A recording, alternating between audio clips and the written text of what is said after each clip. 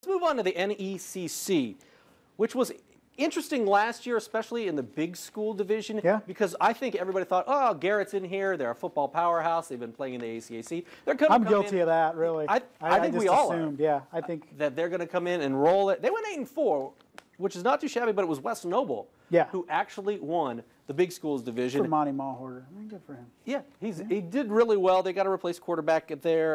They got their running back back. But where do you see this conference starting and stopping with at the beginning? Garrett.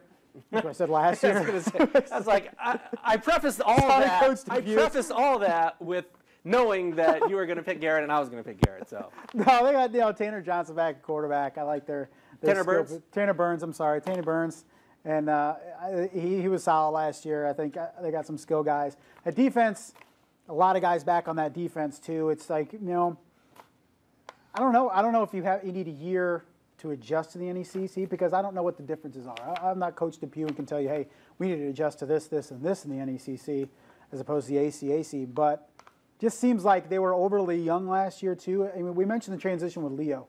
Okay, they go to the NE8, but they are a very veteran group. I think we saw with Garrett last year, they switched conferences and we're really having a lot of guys in new positions. So I think this year they're ensconced year 2.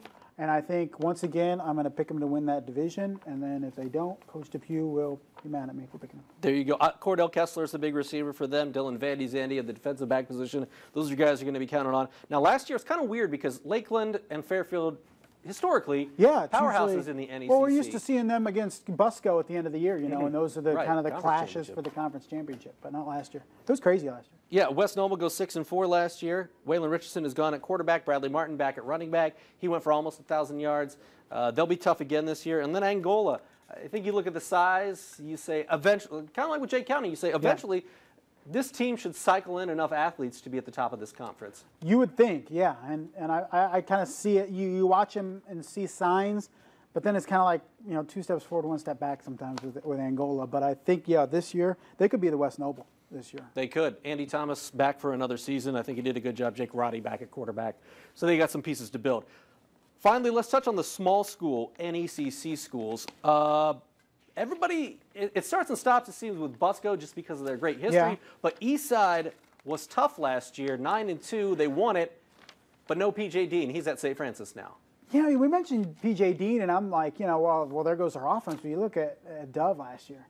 He was great. He ran for over 1,000 and passed for over 1,000. I mean, he was a great dual threat guy, and they got him coming back, Connor Dove. So all is not lost because I was thinking, well, P.J. Dean, there goes their offense. But, Connor Dove is back.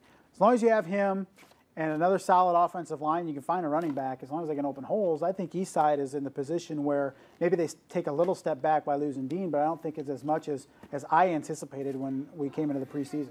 And Busco went 6-4 last year, which I know some of the fans going out to Busco, they were not super excited about. That's a down year for them. All those 6 wins is still pretty impressive. Drew Buffenbarger is back at the quarterback position. You got the Harris kid. You have a number of guys that we've called their name on Friday night returning.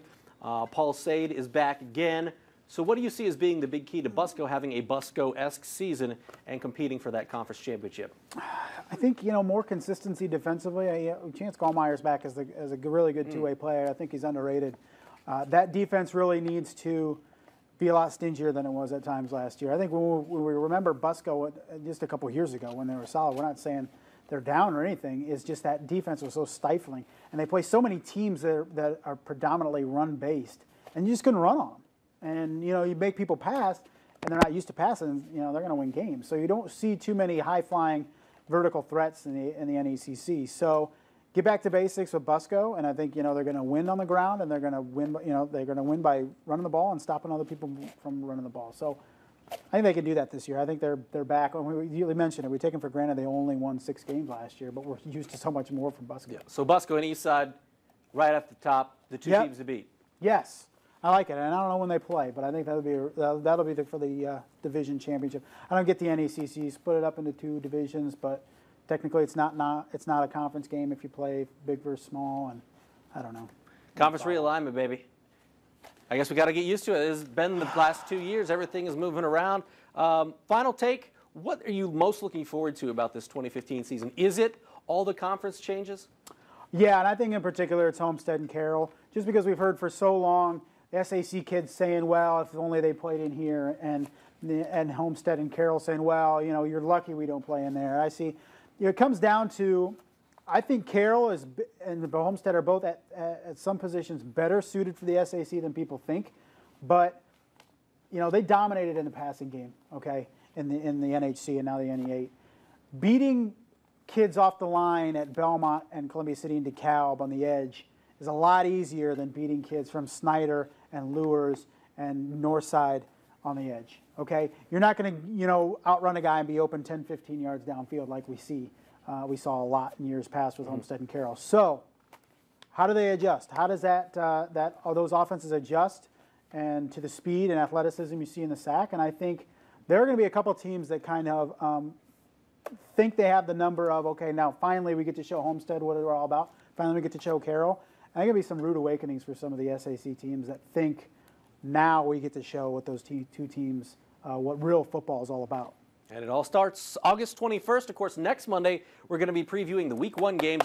And when you take a look at the SAC schedule, I don't know if you've looked a whole lot about like the first couple of weeks. There are games that could be game of the week, like 2 or 3 really good matchups each week. I know. And that's what it's going to be like all season long. I know. We got some decisions to make the first couple of weeks because, you know, I mean, we both will think, okay, this game is going to be the game of the week, and then it's not. So I remember back in the day, remember when Elmhurst played Dwenger, and Elmhurst had that long losing streak, and Dwenger was #1, and nobody was there when they started the game. By the end of the game, 10,000 people were there. So the most important thing was James Hardy was there. That's right. And he did some big things.